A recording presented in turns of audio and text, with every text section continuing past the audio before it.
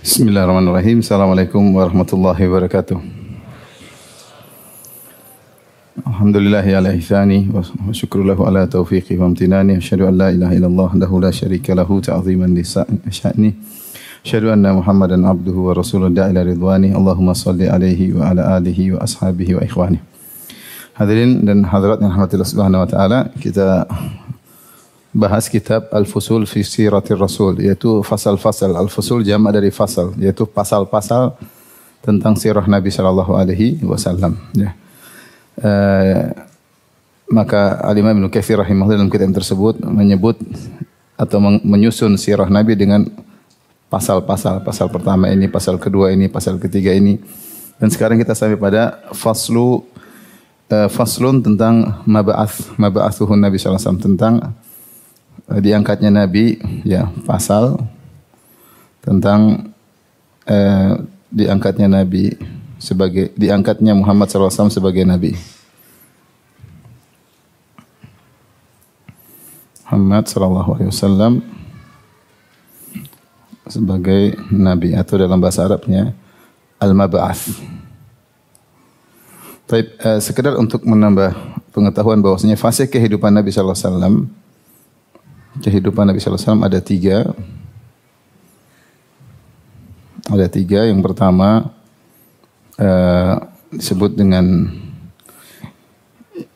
disebut dengan qablal bi'tsah. Qablal bi'tsah itu sebelum diangkat sebagai Nabi. Ini usia Nabi kapan? Itu dari 0 sampai 40 tahun. 40 tahun. Itu namanya qablal bi'tsah. Kemudian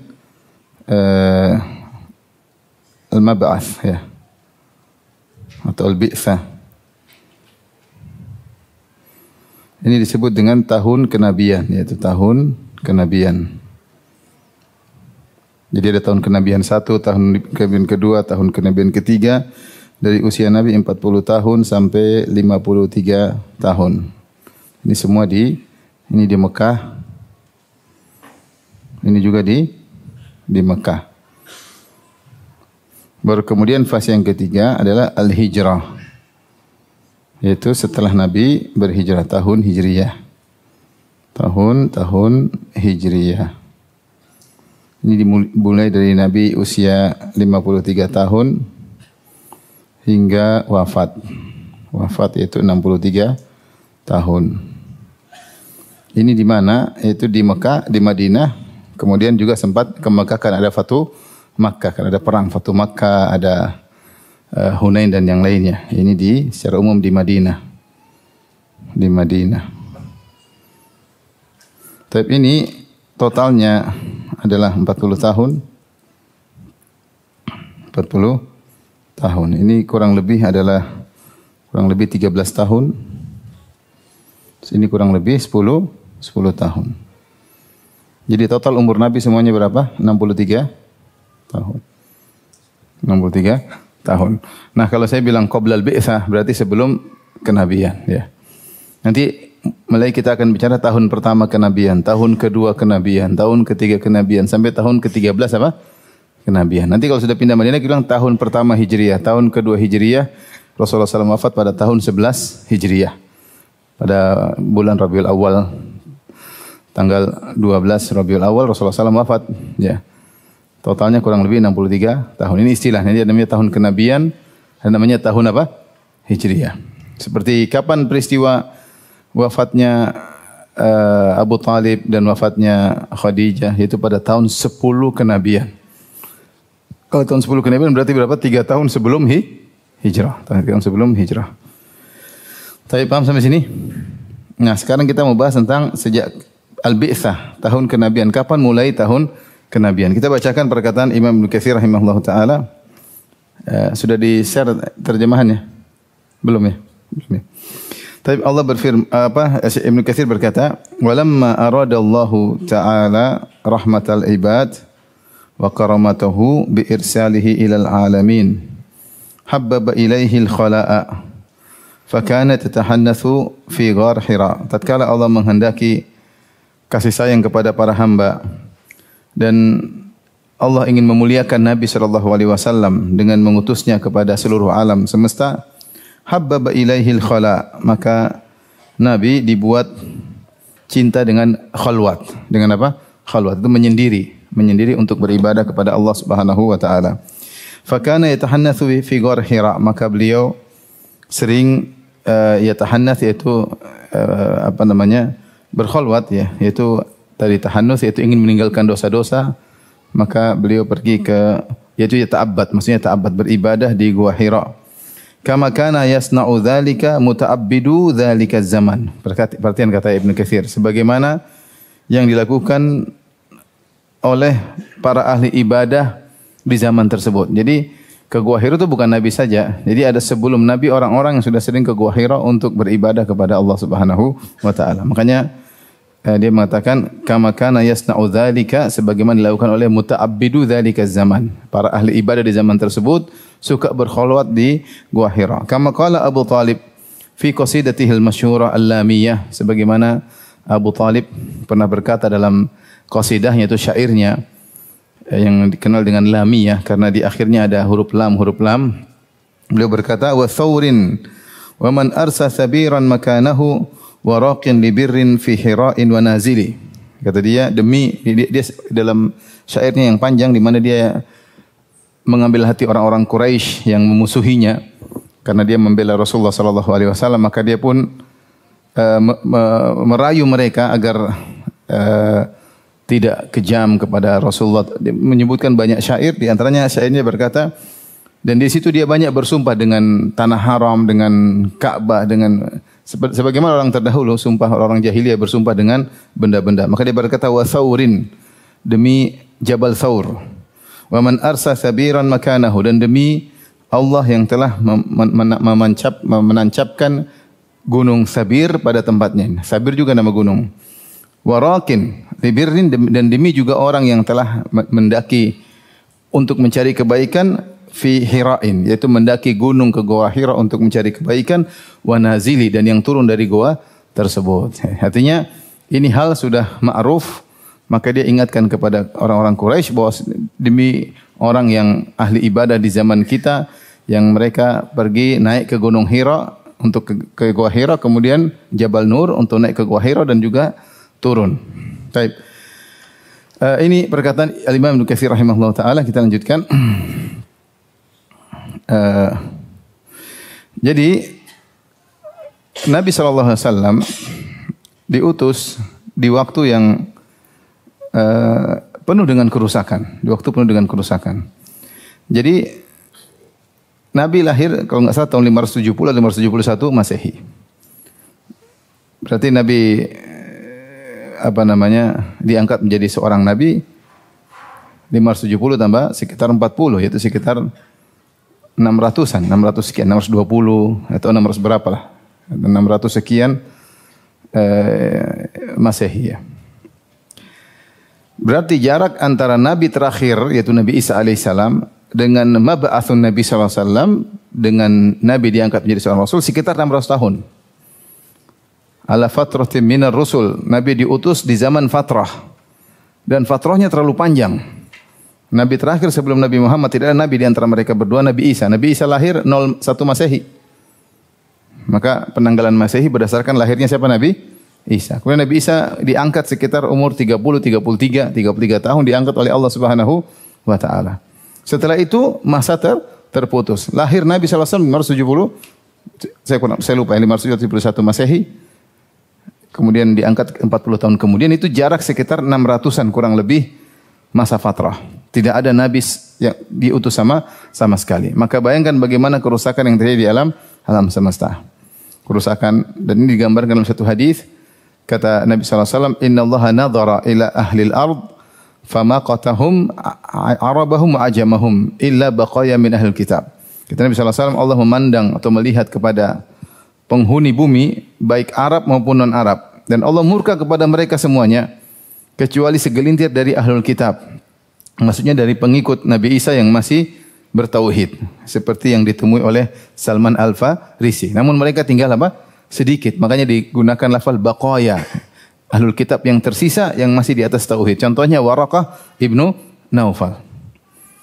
Secara umum dunia dalam kondisi rusak. Baik di Persia, baik di Romawi, ya, di Persia dengan kerusakannya, dengan pernikahan moralnya, pernikahan antara mahram, ayah menikah dengan putrinya, seorang anak menikah dengan ibunya, kakak menikah dengan adiknya.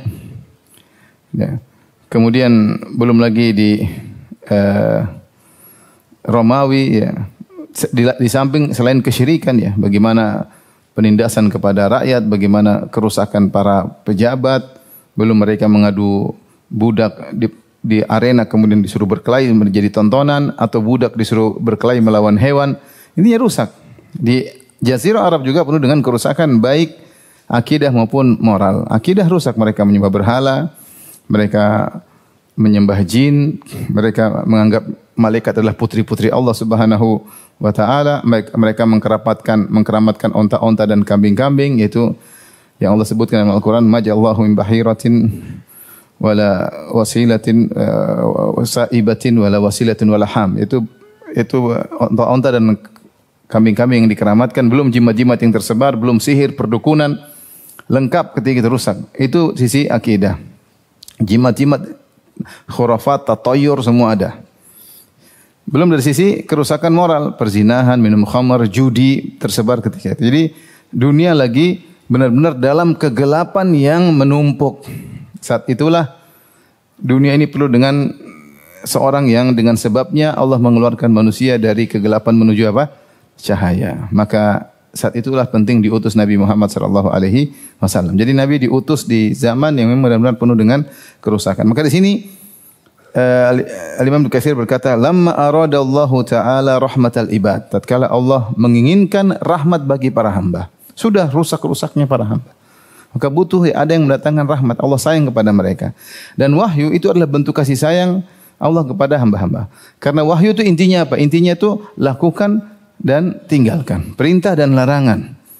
Yang diturunkan oleh Allah kepada hamba-hambanya. Yang jika dikerjakan oleh hamba, maka dia akan bahagia. Semua perintah yang Allah perintahkan kepada kita, yang Nabi perintahkan kepada kita, kalau kita kerjakan, kita akan bahagia.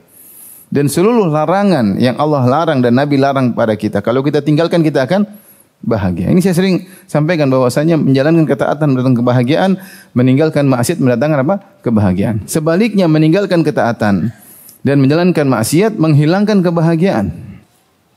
Allah berfirman, "Faman ittaba'a hudaya fala yadhillu wa la yashqa." Siapa yang mengikuti petunjukku, yang Allah turunkan ini sejak zaman Nabi Adam. Allah cerita Nabi Adam diturunkan ke bumi, setelah itu Allah sampaikan kepada Nabi Adam, ya. "Faman ittaba'a hudaya." Siapa yang mengikuti petunjukku, yaitu wahyuku, fala yadhillu wa la yashqa. Dia tidak akan tersesat dan dia tidak akan sengsara. Kemudian Allah menyebutkan sebaliknya, "Wa man a'rada an dzikri fa inna lahu ma'isyatan dhanka." Siapa yang berpaling dari peringatanku, dari wahyuku, fa inna lahu ma'isyatan dhanka, maka dia akan merasakan kehidupan yang sempit.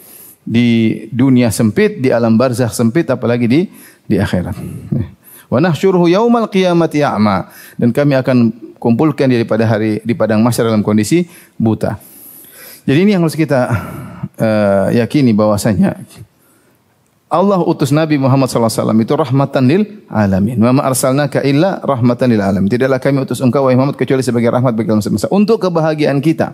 Untuk kebahagiaan kita. Makanya sebenarnya mengatakan kenapa kita harus lebih cinta kepada Nabi daripada kedua orang tua kita. Kata Rasulullah SAW, "La yu'minu ahadukum hatta akuna ahabba ilaihi min waladihi wa walidi wa nasi ajma'in." Tidaklah beriman salah seorang dari kalian sampai aku lebih dia cintai daripada dirinya, daripada orang tuanya, daripada anak-anaknya, dari seluruh manusia, bahkan lebih daripada dirinya sendiri. Kenapa? Karena orang tua memang punya jasa pada kita. Harus lebih cinta Nabi kepada orang tua. Orang tua punya jasa besar kepada kita.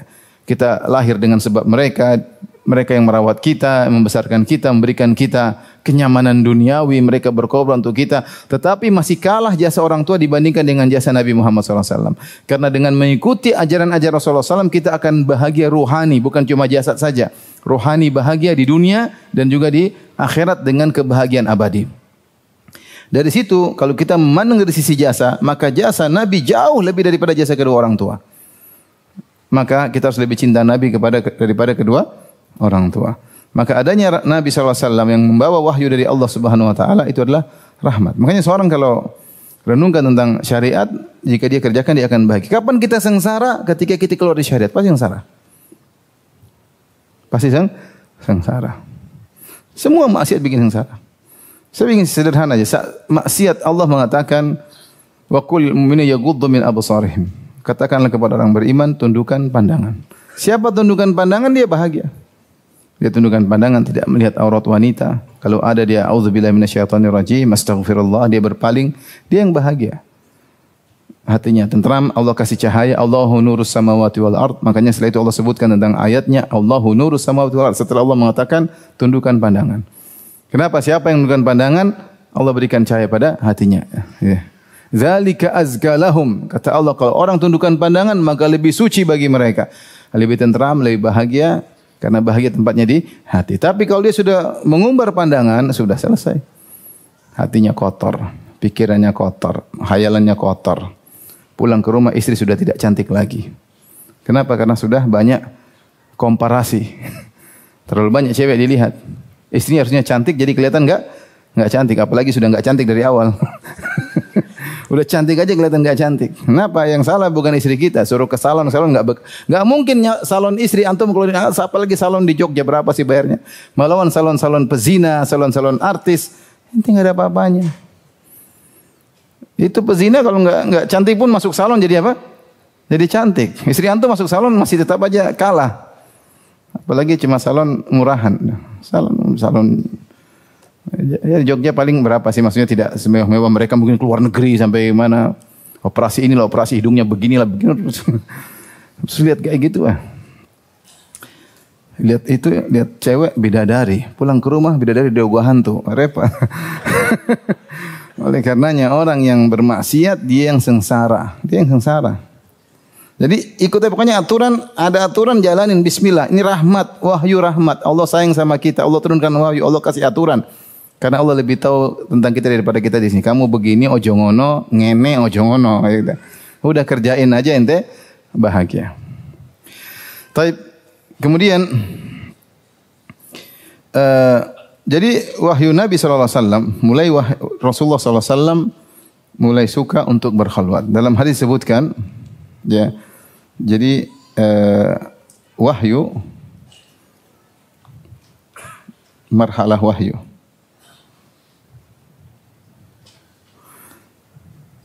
Tingkatan wahyu. Jadi sebelumnya Nabi mimpi, suka mimpi. Awwalu ma budi'a bihi minal wahyi, kata Aisyah radhiyallahu taala anha, wahyu dimulakan kepada Nabi sallallahu alaihi wasallam adalah dengan ru'yah salihah, mimpi. Yaitu disebut ru'yah as-salihah. Dalam sebagian lafal ru'yah as-sadiqah. Salihah itu berarti baik, sadiqah berarti benar. Ya. Fakana yara ru'ya ya kafalaki subhi. Dan Nabi kalau lihat ru'yah seperti cahaya di waktu subuh, ya. Seperti falaqis subhi.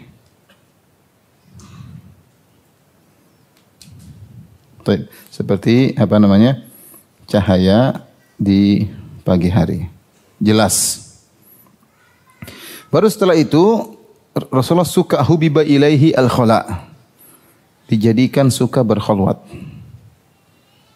Suka berkhalwat. Baru kemudian selanjutnya turun malaikat. Turun malaikat memberi wahyu. Dan ini banyak modelnya memberi wahyu ya. Yang dimulai dengan apa? Surat Al-Alaq. Iqra bismi rabbikal ladzi khalaq. Ini ceritanya. Baik, apa yang dimaksud dengan ru'yah shadiqah?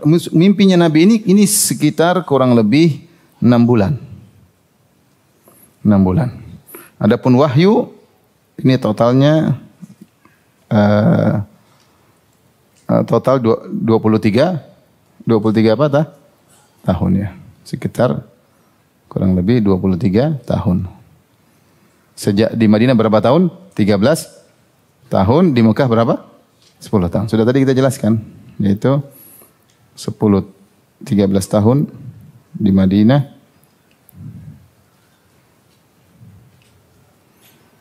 13 tahun di Mekah, kemudian 10 tahun setelah hijrah ya. 10 tahun setelah hijrah. Baik. Makanya dalam hadis disebutkan bahwasanya ru'ya shadiqah sittatun juz'un min sittatin wa arba'in minan nubuwah ya. Dikatakan bahwasanya mimpi yang benar itu adalah 1/46 bagian dari kenabian. Ini sebagian tafsiran. Kenapa? Karena 6 bulan setengah tahun itu sama dengan dibandingkan dengan 23 tahun, berarti dia seberapa bagian? 1/46. Paham? 23 bagi 2 jadi kali 2 jadi berapa? Kalau 23 dibagi setengah-setengah tahun jadi berapa? 46. Makanya dikatakan dalam hadis, mimpi yang benar itu adalah bagian dari kenabian karena dia pernah 1 dari 46 bagian. Karena 6 bulan sama dengan setengah tahun. Paham? Ini di antara tafsiran. Tentu ada tafsiran-tafsiran yang lain. Tapi adapun mimpi as-shadiqah, ini 2 sifatnya. Mimpi shadiqah tersebut benar, 2 sifatnya. Pertama, salihah benar, yang kedua cahaya di pagi hari. Al-Hafidz Ibnu Hajar ketika menjelaskan tentang ru'yah shadiqah beliau mengatakan jadi ru'yah as-shadiqah sifatnya 2, shadiqah dan atau salihah. Shadiqah yaitu benar. Maksudnya benar terkait mimpi terkait akhirat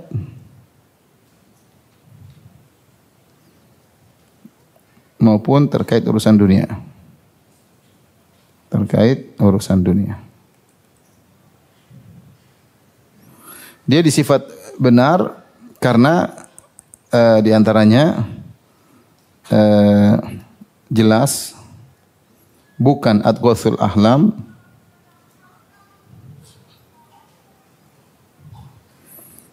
Adghas itu apa? Adghas itu dari dhiqsun. Dhiqsun itu adalah rumput-rumput. Makanya ketika para pembesar di zaman Nabi Yusuf disuruh oleh raja untuk menafsirkan mimpi yang raja mimpi, kata mereka qalu adghasu ahlam. Kata mereka ini adghasu ahlam, enggak bisa. Ahlam maksudnya mimpi. Adghas adalah kumpulan dari rumput-rumput yang digunakan untuk kasih makan onta atau kambing. Rumputnya campur-campur, carut-marut. Carut-marut. Paham? Ada yang besar, ada yang kecil, ada yang kuning, ada yang hijau, dari berbagai macam rumput. Tidak ada tema tertentu, tidak ada aturan tertentu. Yang carut marut gini nggak bisa ditafsirkan. Seperti kita mimpi tahu-tahu masih SMA lagi, tahu-tahu diomelin sama guru, tahu-tahu ujian, tahu-tahu ketemu istri masih muda, memang kacau mimpinya kacau. Tahu-tahu besoknya ke Madinah, tahu-tahu mimpi kadang-kadang begitu. Carut marut sehingga kita mau apa temanya, apa topiknya kita bingung. Karena apa? Carut marut. Dari sekian mimpi yang carut marut itu tiba-tiba ada kejadian aneh, dikejar oleh harimau misalnya. Tapi itu dari sekian carut marut. Ini namanya adghasu ahlam. Mimpinya tidak jelas. Disebut ru'yah shadiqah karena dia bukan adghasu al-ahlam. Kemudian disebut shadiqah karena pasti terjadi. Terjadi ini kata para ulama dengan 2 bi'ainihi, yaitu persis seperti yang dilihat bi'ainihi. Persis seperti yang dilihat.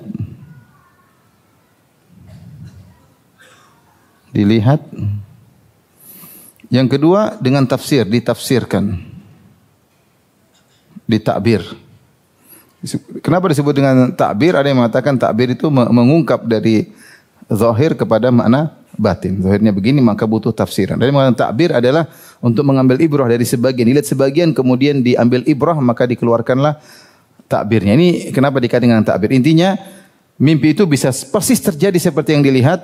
Bisa juga dia adalah rumus-rumus yang perlu ditafsirkan. Seperti mimpinya raja ketika di zaman Nabi Yusuf 7 sapi gemuk dimakan oleh 7 sapi kurus. Kok bisa kurus makan gemuk? Ternyata 7 sapi gemuk adalah 7 tahun musim panen. 7 sapi kurus maksudnya 7 tahun musim pacaklik. Itu contoh, berarti butuh tafsiran. Ini disebut dengan ru'yah shadiqah. Tapi kenapa disebut salihah? Salihah ini kata Al-Hafidz Ibnu Hajar rahimahullah taala, maksudnya jika terkait perkara akhirat, Maksudnya soleh itu yang menyenangkan. Soleh itu mimpi yang menyenangkan.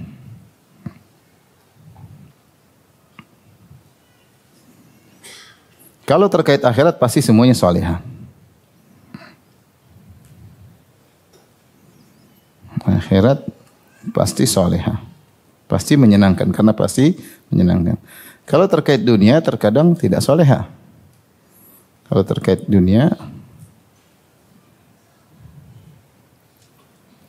terkadang tidak menyenangkan.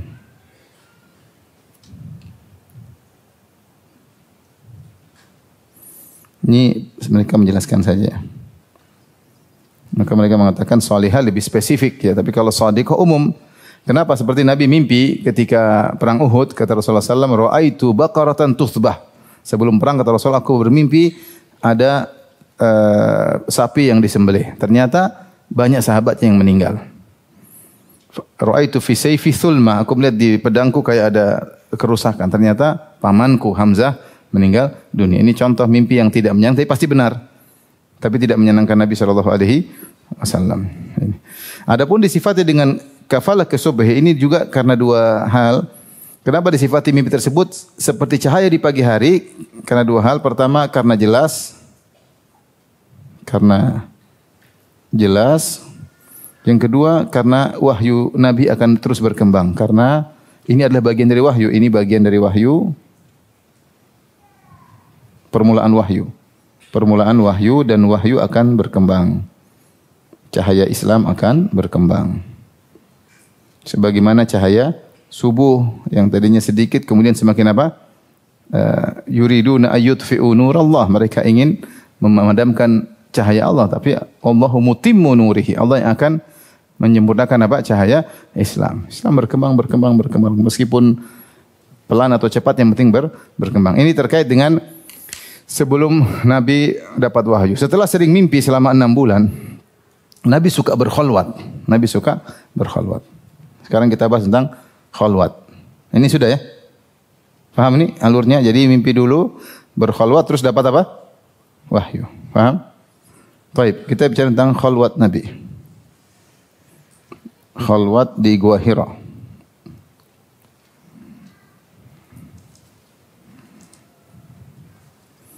Ibnu Katsir merajihkan bahwasanya kholwat di Gua Hira adalah kegiatan para ahli ibadah di zaman jahiliyah.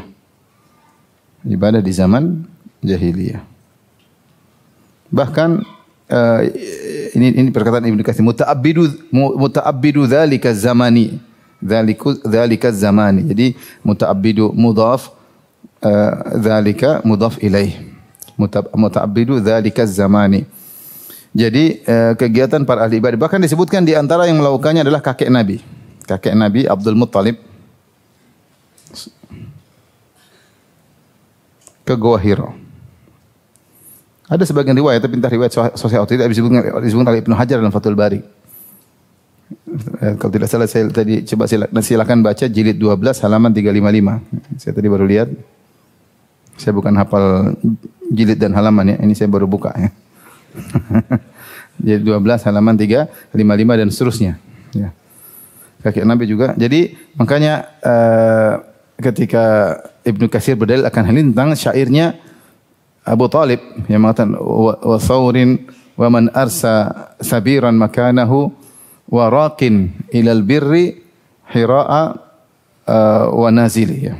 Kata beliau, demi Jabal Thawr, demi ini dan demikian demi orang yang naik ke gunung untuk mencari kebaikan, beribadah dalam Gua Hira kemudian turun kembali. Jadi ini kegiatan para ahli ibadah di zaman jahiliyah, di antara disebutkan Abdul Muttalib. Kemudian yang berikutnya, dalam sebagian riwayat Nabi meskipun riwayat ini agak muskil, disebutkan Nabi bertahun-tahun suka ke Gua Hira. Bertahun-tahun suka ke Gua Hira. Dan setiap tahun sebulan. Ini disebut oleh Ibnu Katsir. Jadi Nabi beberapa tahun, ya setelah sering mimpi, beberapa tahun sering berkholwat. Beberapa tahun sering berkholwat. setiap tahun sebulan. Dan di tahun yang dapat wahyu pasti bulan Ramadan. Dan di tahun turunnya wahyu itu di bulan Ramadan. Ngepasi bulan Ramadan. Ini datang dalam Sahih Muslim, hadis sahih. Saya lihat ini. Hadis Jabir.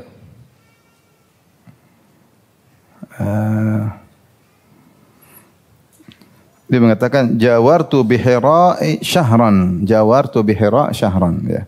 Jadi dia bilang ini cerita jadi Rasulullah sebelum Ramadan ini pendapat ulama, ya mohon maaf, Ramadan ini pendapat ulama, tapi sebulan ini dalam Sahih Muslim. 1 bulan dalam Sahih Muslim, hadis riwayat Muslim, hadis Jabir nomor 257. Saya bacakan, qala jawartu bi Hira syahran. Aku aqamtu, yaitu jawartu maksudnya aku tinggal di Gua Hira selama sebulan. Falamma qadaitu jiwari nazaltu. Setelah aku selesai dari urusan, aku pun turun. Kemudian aku bertemu dengan malaikat Jibril sedang di langit.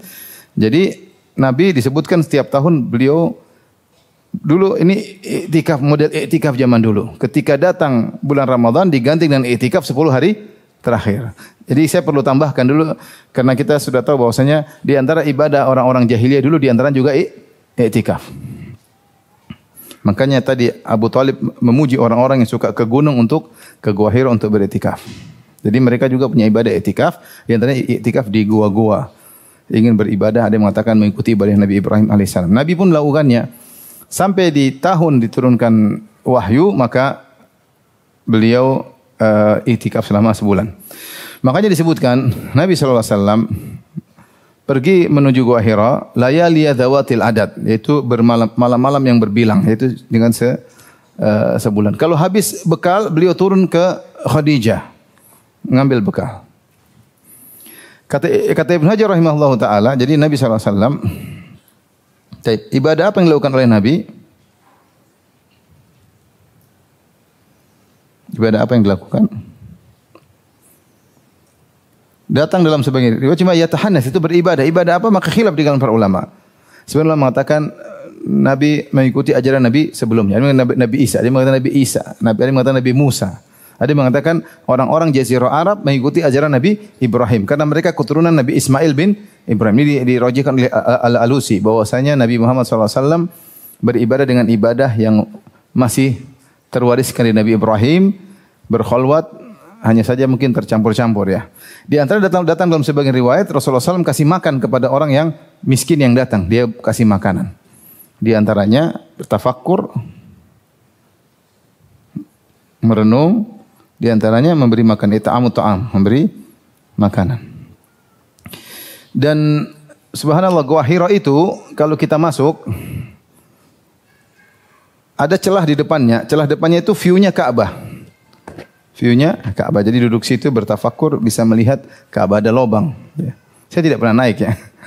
Cuma ada replikanya dibuat sekarang di Museum Wahyu. Di situ disebut replika Gua Hira. Persis seperti Gua Hira yang di atas. Jadi lihat situ masuk bentuknya sama, ukurannya sama, ada di depannya ada celah untuk bisa view apa? Ka'bah. Ya, sambil merenungkan keagungan Allah sambil melihat apa? View Ka'bah. Dan disebutkan Nabi SAW ada terkadang orang datang minta makan, maka Nabi kasih makanan. Ini menunjukkan bahwasanya ibadah ini sudah biasa. Jadi terkadang orang miskin datang ke situ. Berarti sebelum Nabi ada orang-orang yang juga seperti itu. Sehingga minta makan. Makanya Nabi makanannya habis. Dan kita tahu namanya Nabi SAW bawa makanan pasti tidak mungkin bawa sebanyak-banyaknya. Kalaupun banyak-banyak paling dia tidak bisa bawa makanan yang tahan lama. Mereka paling daging, susu, roti pun tidak bisa sampai, susu tidak mungkin sampai 1 bulan. Sudah lama kemudian basi ya. Sehingga apalagi Nabi bagikan makanan, makanya Nabi kemudian turun ambil makanan lagi, balik lagi. Kalau habis turun lagi ambil makanan, balik lagi. Itu kegiatan Nabi SAW. Dan Gua Hira tingginya kurang lebih 600 meter. Ini kegiatan Nabi SAW sampai datang malaikat Jibril. Kita bacakan. Faja'ahul haq wa huwa bi ghar Hira fi Ramadan. Kata Ibnu Katsir dalam Al-Fusul, maka datanglah kebenaran, itu wahyu. atau Rasulul Haq atau malaikat. Sementara Nabi sedang berada di Gua Hira di bulan Ramadan. Walahu minal umri arba'una sana, dan umur Nabi ketika itu 40 tahun. Faja'ahul malak, maka datanglah malaikat. Faqala lahu iqra, maka malaikat berkata, bacalah. Bacalah. Qala lastu biqari, aku tidak bisa baca. Faghattahu dalam lafal hadis faghattahu, tapi dia pakai ta. Faghattahu itu ditahan nafasnya sehingga Nabi susah bernafas. Dalam hadis faghattahu, dipeluk. Malaikat Jibril meluk Nabi SAW hatta balagha minhu al-jahd, sampai kepayahan memenuhi Nabi SAW, sampai tidak kuat bernapas lagi, sesak napas saking dipeluk oleh malaikat tersebut. Summa arsalahu, kemudian dilepas lagi oleh malaikat. Faqala lahu, malaikat berkata lagi, iqra, bacalah. Qala lastu biqari, aku tidak bisa baca sama sekali. 3 kali malaikat peluk lagi, Nabi sudah kepayahan, dilepas. Baca, kata Nabi, saya tidak bisa baca. Dipeluk lagi, dilepas. 3 kali dilepas, maka malaikat pun mentalkin, iqra bismi rabbikal ladzi khalaq, khalaqal insana min 'alaq, iqra wa rabbukal akram, alladzi 'allama bil qalam, 'allamal insana ma lam ya'lam. Itu 5 ayat pertama dari surat Al-Alaq. Baik, kita bahas di sini. Jadi mengenai pertama yang kita bahas adalah malaikat ketika datang kepada Nabi SAW dalam bentuk aslinya atau dalam bentuk manusia. Ini ada perbedaan di kalangan para ulama. Yang benar zahirnya adalah dalam bentuk manusia. Kenapa saya katakan demikian? Karena datang dalam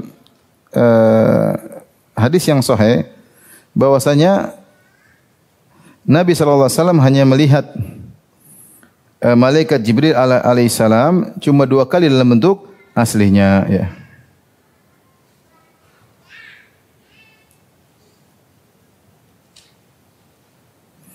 Dan 2 kali tersebut dalam hadis Rasulullah mengatakan, aku tidak melihat malaikat Jibril dalam bentuk aslinya kecuali dua kali.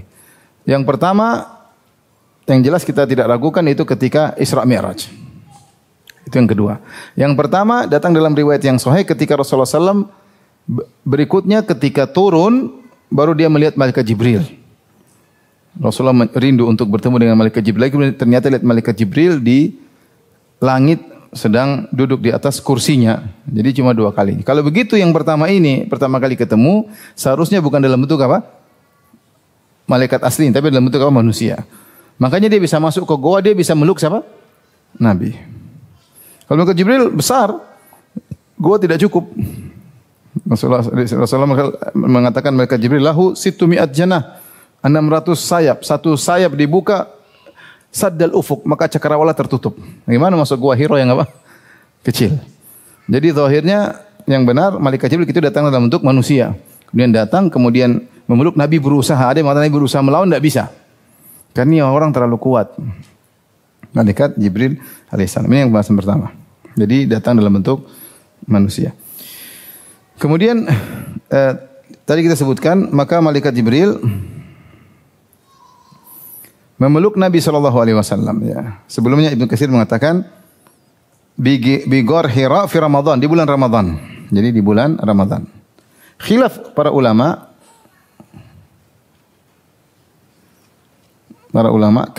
kapan terjadinya hal ini?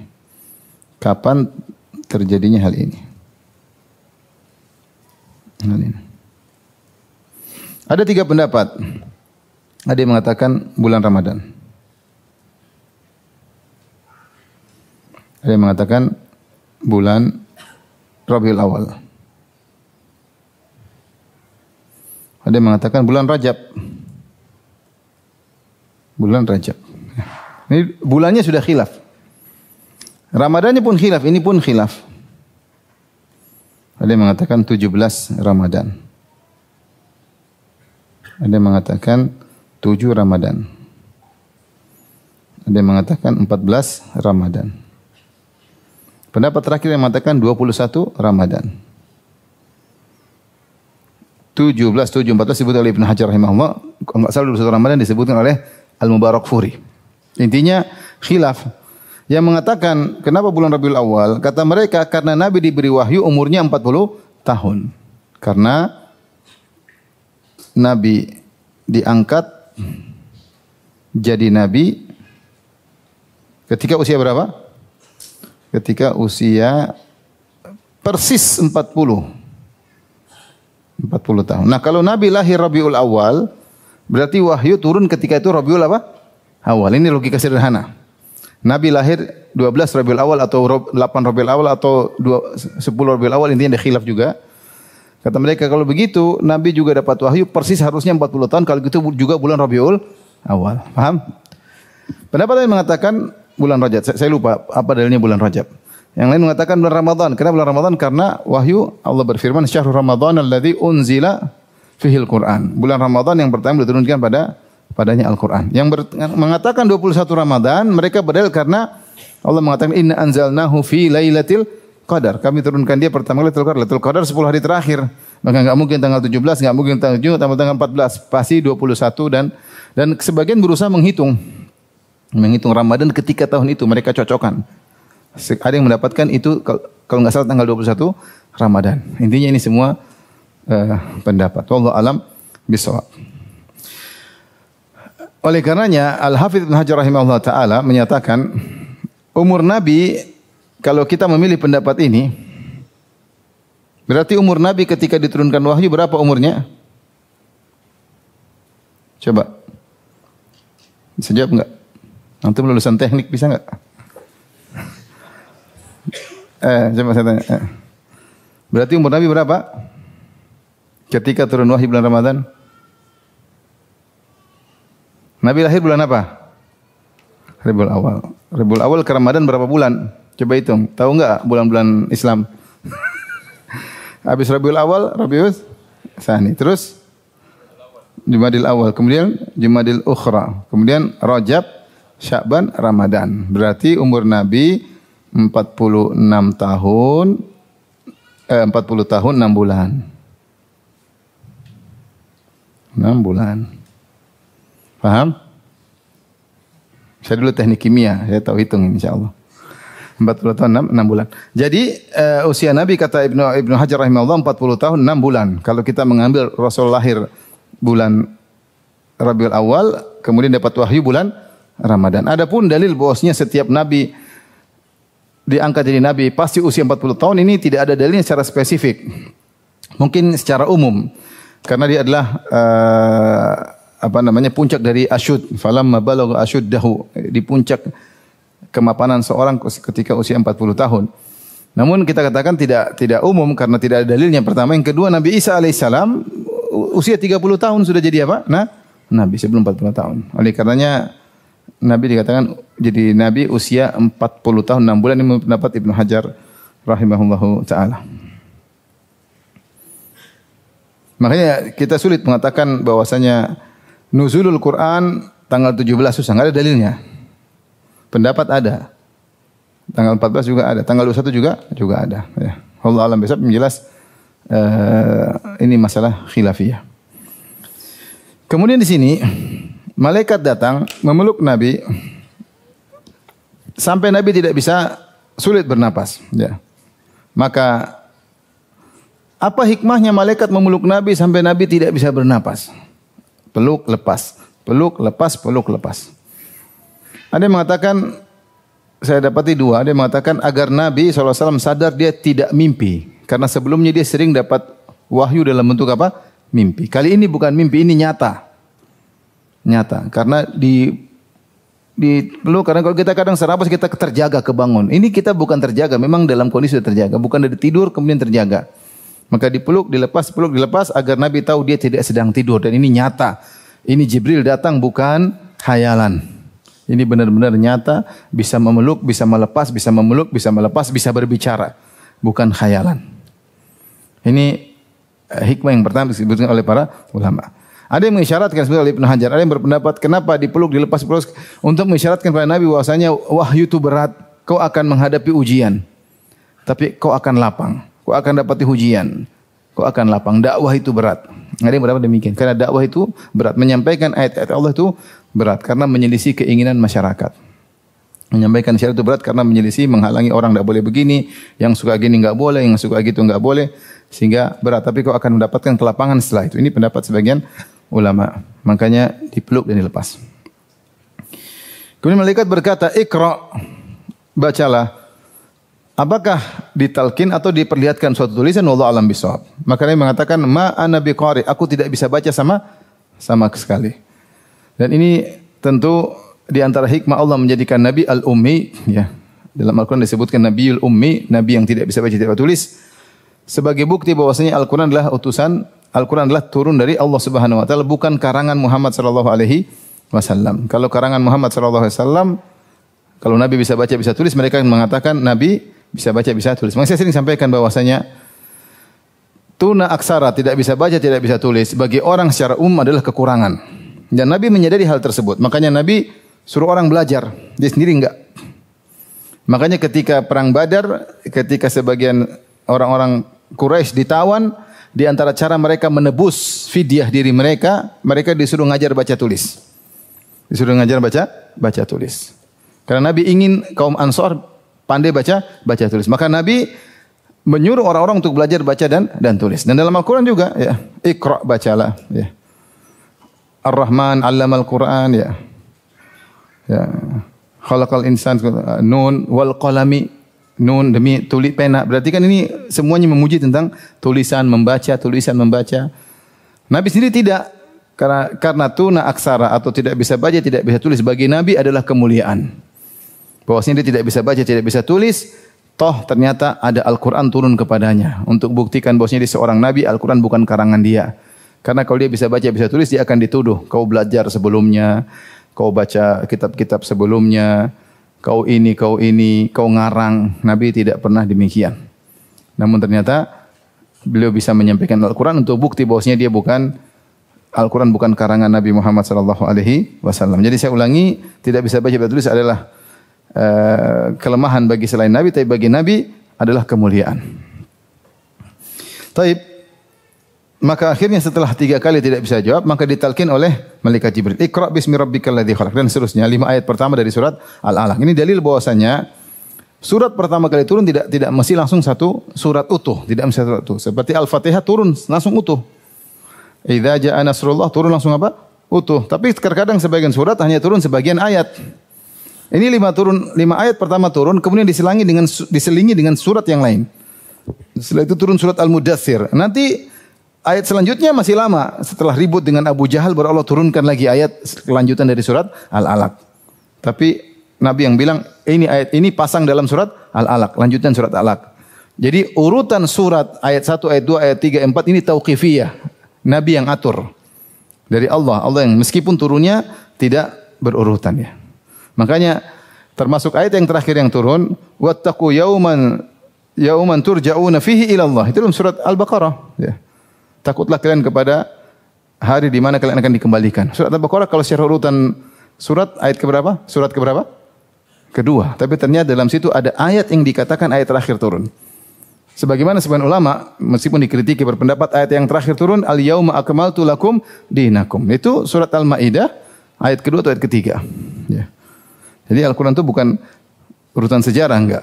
Bahkan satu surat pun terkadang turun awal, terkadang turun akhir digabungkan. Yang gabungkan Nabi. Nabi mengatakan, ij'al hadhil ayah tahta tilkal ayah. Jadikan ayat ini setelah ayat itu. Faham? Jadi yang pertama turun Al-Alaq 5 ayat. Yang belakangannya sampai selesai, nanti turun belakangan. Jadi setelah itu masih turun surat-surat yang lain. Taib.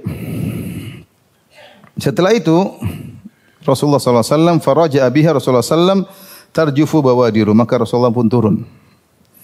Dengan ayat-ayat tersebut, kaget dia turun menuju siapa? Khadijah. Tarjufu bawadiruhu. Bawadir jamak dari badirah. Badirah itu adalah, kata para ulama, daging antara al-katif wal unuq. Antara apa namanya? Ini namanya apa ini? Dahu ya? Pundak ya. Kalau dahu di mana? Dahu ini ya. Ini dagu. Antara pundak dengan leher. Ada daging sini namanya apa? Al-badirah. Katanya kalau orang gemetar, goyang. Saya nggak tahu juga ya. Antum kalau gemetar goyang nggak ini? Bahasa Indonesia siapa namanya? Ini daging ini. Punuk. Apa namanya? Ini kan pundak. Ini leher. Ini Hah? Antara pundak dan leher. Pokoknya namanya badirah. Gemetar, Rasulullah ketakutan, gemetar. Rasul itu bukan orang lemah, dia kuat. Naik ini kuat, dia pernah bergulat dengan Abu Jahal ketika masih muda. Rasulullah orangnya kuat. Sana sini jalan mau kuat, sampai tua pun jihad sana orangnya kuat. Tapi hadapi Jibril dia enggak kuat. Makanya dia ketakutan. Ya. Maka Rasulullah turun dalam sebagian riwayat tarjufu fuaduhu. Jantungnya yang gemetar berdebar. Ya, intinya dua-duanya ini berdebar, ini juga apa? Berdebar turun ketemu Khadijah. Maka ketika ketemu Khadijah, fa akhbara bidzalika Khadijah radhiyallahu anha. Maka beliau pun menyampaikan apa yang beliau alami kepada Khadijah radhiyallahu anha, wa qala qad khasyitu ala aqli. Sungguh aku khawatir akalku ditimpa sesuatu. Ada dalam riwayat qad khasyitu ala nafsi. Aku khawatir diriku ditimpa sesuatu keburukan. Ini kejadian aneh. Saya takut saya gila. Ini kejadian apa seperti ini? Datang ini kemudian peluk, kemudian saya enggak bisa berkutik dengar ayat-ayat yang indah, ini apa? Khawatir saya ini terganggu. Sebenarnya mengatakan dia takut junun, takut gila. Ada yang mengatakan Rasulullah SAW takut terkena penyakit yang berkesinambungan, sakit menahun. Intinya Rasulullah khawatir suatu keburukan menimpa pada dirinya. Fathabbatathu wa qalat abshir. Maka ini fungsi istri salehah. Maka Khadijah pun menenangkan, menegarkan Rasulullah SAW dan berkata, abshir, bergembiralah wahai suamiku, kalla wallahi la yukhzikallahu abada. Demi Allah, Allah tidak akan menghinakan engkau selama-lamanya. Pede sekali Khadijah bilang demikian. Allah tidak akan menghinakan engkau selama-lamanya. Dan Khadijah punya dalil. Dia bilang apa? Innaka latasilur rahim, engkau senantiasa menyambung silaturahmi. Wa tasduqul hadis, engkau senantiasa jujur dalam berkata. Wa tahmilul kalla, engkau membantu orang yang lemah. Al-kal maksudnya orang yang lemah. Anak yatim, orang miskin kau bantu. Dalam riwayat wa taksibul ma'dum, kau bantu orang yang tidak punya apa-apa. Ada orang lemah masih bisa berusaha tapi enggak cukup. Ada yang tidak bisa apa-apa sudah. Orang cacat enggak bisa apa-apa. Kau kerja, kau berikan hasilnya kepada orang tersebut. Wa tu'inu ala nawaibil haq, dan kau membantu orang-orang terkena bencana, terkena musibah kau bantu. Dalam riwayat wa taqrid dhaif, dan kau suka menjamu tamu. Khadijah radhiyallahu anha menenangkan suaminya dengan memuji suaminya. Ini dikatakan boleh kalau ada orang lagi down lagi, ini kita puji dia supaya dia bukan ujub, tapi supaya dia percaya diri bahwasanya agar husnudzon kepada Allah, Orang seperti kamu tidak akan dihinakan oleh Allah Subhanahu wa taala. Dari mana Khadijah tahu? Dapat hadiskah Khadijah? Oh, Nabi baru jadi nabi, belum sampaikan hadis, baru jadi apa? Nabi. Terus Khadijah dapat dalil dari mana? Kata para ulama, dalilnya istiqra', pengamatan. Berdasarkan cerita-cerita, berdasarkan pengamatan orang di sekelilingnya, ternyata beliau amati orang yang seperti ini modelnya tidak akan dihinakan oleh Allah. Ada orang model seperti ini, jujur berkata, suka nyambung silaturahmi, membantu orang yang susah, suka menjamu tamu, ini tidak akan dihinakan oleh Allah. Dalilnya istiqra', dengan pengamatan, melihat banyak kejadian, kemudian mengambil kesimpulan. Mungkin dari orang-orang di zaman tersebut atau cerita-cerita dari sebelum-sebelumnya. Orang sebenarnya tidak akan dihinakan oleh Allah Subhanahu wa taala. Maka demikian juga kita lihat orang zaman sekarang, orang yang seperti ini tidak akan dihinakan oleh Allah Subhanahu wa taala. Kita mengambil perkataan Khadijah. Namun adakah orang seperti ini? Ada tapi jarang. Orang kaya banyak, tapi yang pelit juga banyak. Orang kaya banyak tapi yang pelit juga banyak. Yang seperti ini jarang tapi ada.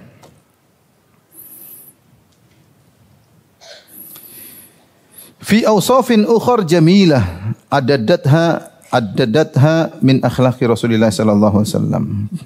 Kemudian dia sebutkan sifat-sifat yang lain, dia sebut-sebut kepada Nabi, kau begini agar Nabi tentram, agar Nabi husnudzan kepada Allah Subhanahu wa taala. Wa tasdiqan minha lahu wa tathbitan wa i'anatan 'alal haq. Dan ini menunjukkan Khadijah beriman kepada Nabi sallallahu alaihi wasallam. Dia bilang, kau benar, kau tidak salah, ini benar, kau pasti benar. Makanya dikatakan yang pertama kali masuk Islam Khadijah. Wa tathbitan, dan untuk mengkokohkan Nabi sallallahu alaihi wasallam, wa i'anatan 'alal haq, untuk membantu Nabi dalam kebenaran. Fahiya awwalu siddiqin lahu, maka Khadijah adalah orang pertama yang membenarkan Nabi sallallahu alaihi wasallam radhiyallahu taala anha wa akramaha. Semoga Allah meridhoinya dan memuliakan Khadijah radhiyallahu taala anha. Demikian saja. Subhanakallah bihamdik asyhadu an la ilaha illa anta astaghfiruka wa atubu ilaik. Assalamualaikum warahmatullahi wabarakatuh.